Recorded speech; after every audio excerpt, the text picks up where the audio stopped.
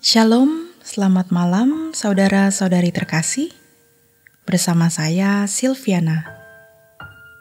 Renungan pada malam ini dari Pendeta Dr. Erastus Sabdono yang berjudul Memiliki Respons yang Benar.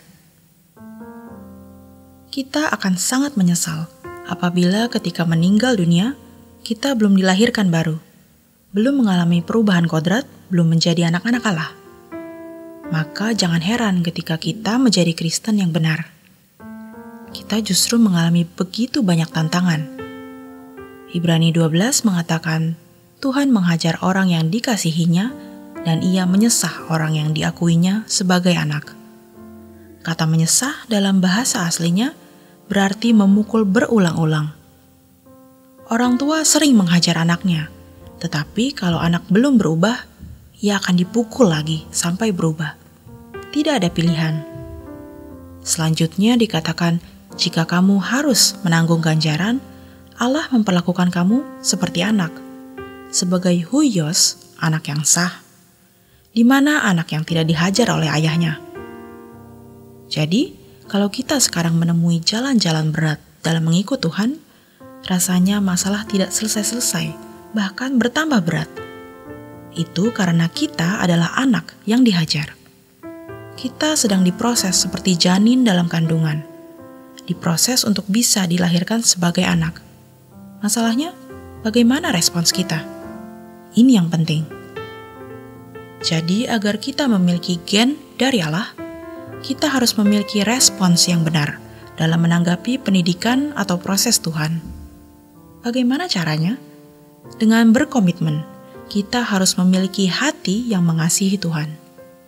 Kita yang harus menggerakkan hati untuk mengasihi Tuhan. Hal ini tidak bisa digerakkan oleh Allah. Kalau Allah menggerakkan hati orang, maka Allah yang harus bertanggung jawab atas orang yang tidak dia gerakkan. Allah menggerakkan si A, tetapi tidak menggerakkan si B, maka Allah bertanggung jawab atas kebinasaan si B. Kita mulai dengan pernyataan, Bapa, aku mau mengasihi Engkau.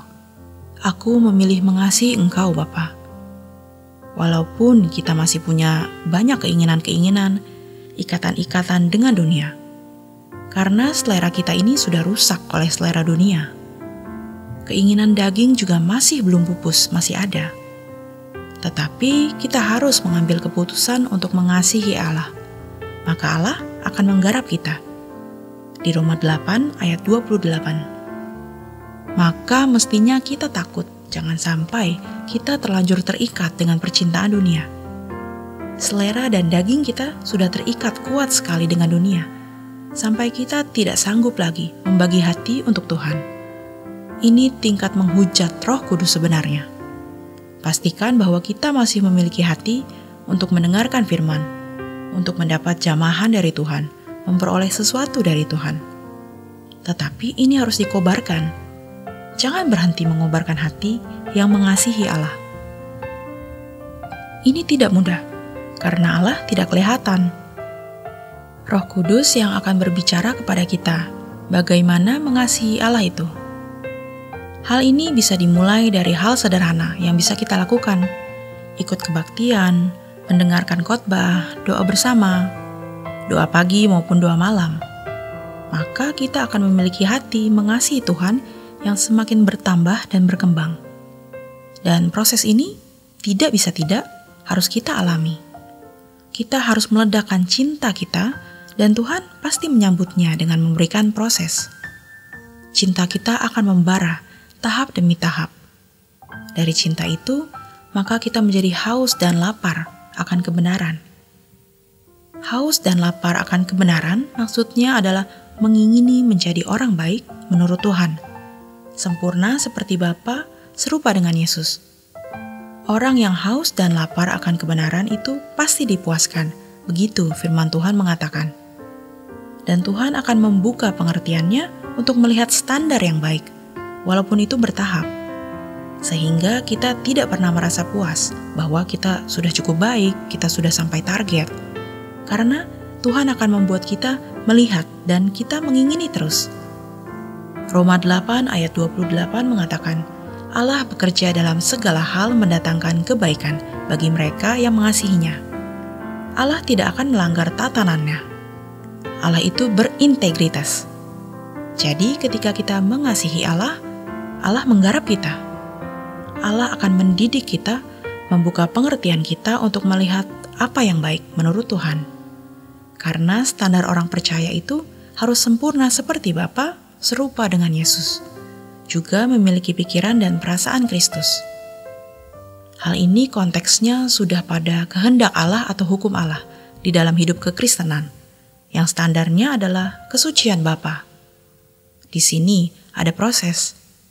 Memang ada hal-hal yang Tuhan tidak kehendaki tetapi masih kita lakukan.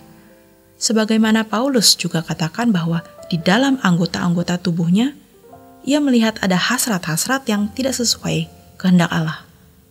Kita harus mengenali diri kita. Yang baik itu begini, tetapi keadaanku begini.